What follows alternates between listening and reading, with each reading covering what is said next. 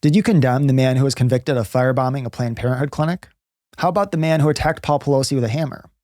How about the man who fatally shot Minnesota lawmaker Melissa Hortman, her husband, and their dog? If I keep going down the list of terrible acts of political violence, I'm bound to name one that you are unaware of ever occurring, or at the very least one that you have no record of condemning on social media. Unfortunately for you, some people may search to see if you commented on a particular event in the past and use their results to draw conclusions about your character. For example, 2 days after Charlie Kirk was assassinated, Bari Weiss had a tweet that quite obviously condemned political violence, regardless of which side of the political aisle it went against. She tweeted, "Someone in the newsroom said that this shattering event feels like the aftermath of another Charlie Hebdo. It was a decade ago that Islamists burst into the offices of the satirical Paris newspaper and murdered 12 people who worked there. In its aftermath, there were a lot of spineless statements from people distancing themselves from the brave journalists who put out that magazine. Quote, I didn't agree with them, but," end quote. We're hearing the same thing now about Charlie Kirk. No. Whether you agree with him or not is completely, utterly, totally beside the point. We won't do it. Je suis Charlie. Je suis Charlie is French for I am Charlie. A user named Noetic Flatulence responded by posting a screenshot that showed when he searched Bari Weiss's account for the term Hortman, no results appeared. In the same tweet, the user wrote, "You know, you only seem to care about your side. Melissa Hortman, Minnesota Speaker, and her husband were assassinated in June. What does a search of your post show? Don't worry, you're not alone. Almost all the right-wing talking head class are the same. Us versus them." If you perform the same X search for my account instead of Bari's, you'll get the same result. And like Bari, I also made comments about Charlie's assassination shortly after it happened. Does that mean I only seem to care about my side and I'm the same as all the right-wing talking heads? Of course not. For one, Charlie Kirk's death is more culturally significant than the Hortmans and their dog's death. In both cases, I think whoever is found guilty after a fair trial should be executed, but it is obviously the case that Charlie's death is more culturally and politically significant, both because he was a higher profile figure and due to the glee that seemed more prolific following his death. It would be unreasonable to expect the two different cases to receive the same amount of media coverage. However, that is not what I want to focus on here. Instead, I want to focus on what I call condemnation auditing and condemnation wars. Condemnation auditing is the practice of searching someone's social media history for evidence of whether they condemned a specific act of political violence, then treating any absence of commentary as character-defining proof that they don't actually oppose political violence against the other side. Judging someone's character by whether they've publicly condemned specific instances of political violence may be somewhat warranted in rare cases, as I'll discuss later, but in most cases, it should be considered foul play. One problem is that condemnation auditing easily escalates into condemnation wars, the back and forth cycle that occurs when people respond to these audits by counter-auditing their accusers. Once a condemnation war begins, it becomes hard to stop. After all, if someone accused me of condoning political violence against Democrats based on an X search that showed no results for the term Hortman, how easy would it be for me to respond by searching X to see if they tweeted anything in June of 2017 about the congressional baseball shooting, or in 2025 about Charlie Kirk? Inevitably, they may respond, and the back and forth could go on and on.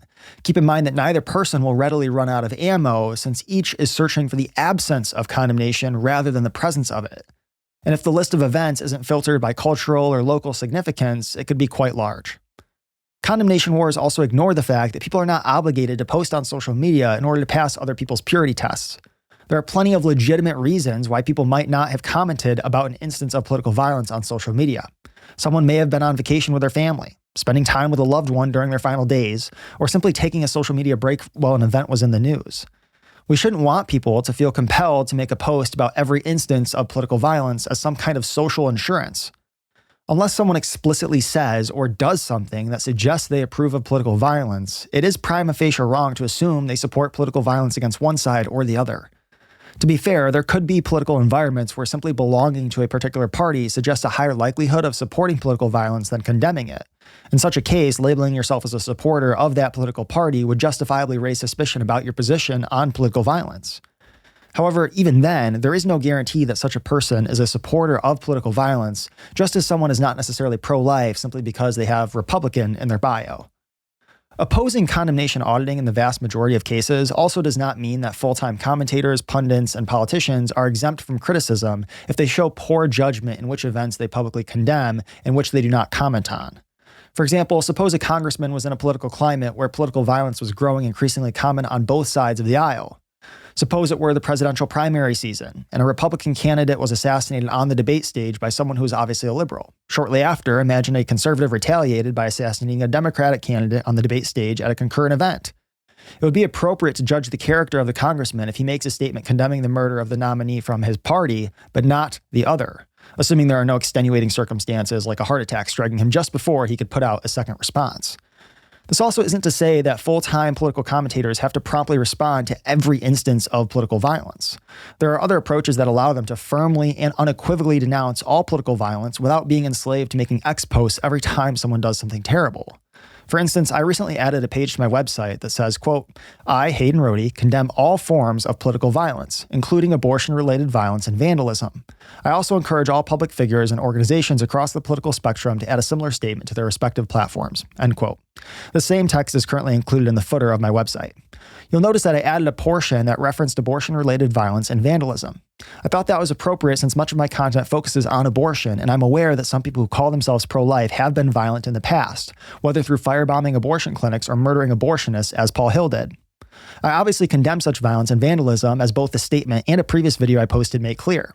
A similar emphasis on condemning violence against a particular group, such as landlords, conservatives, or Jews, could be an appropriate addition for other creators who have different audiences. Making public statements like this is rather easy. I added mine to my website in just 20 minutes. By having this statement clearly visible, I don't feel obligated to comment on every instance of political violence. My stance on any instance is clear to anyone, no matter which political party the victim belongs to. Obviously, such statements must be sincere, not just performative. If they are insincere, they become counterproductive.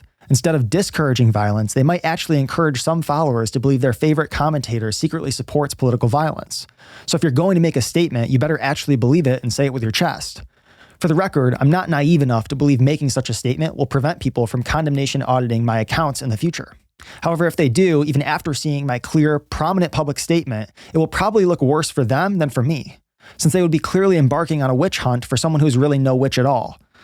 Now, I want to return to the tweet by Bari Weiss I mentioned earlier to apply these principles. If it is true that Bari Weiss never tweeted about the Hortmans, that shouldn't be taken to mean that she is one-sided in her condemnation of political violence.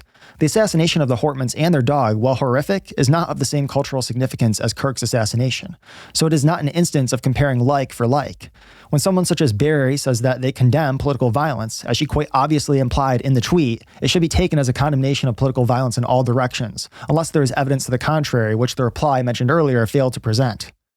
While condemnation audits will likely continue to happen most often to public figures with large followings, part of my concern is that they will spread to soccer moms, working dads, single moms, and youth sports coaches, none of whom should be expected to have a perfect record of condemning every instance of political violence on social media.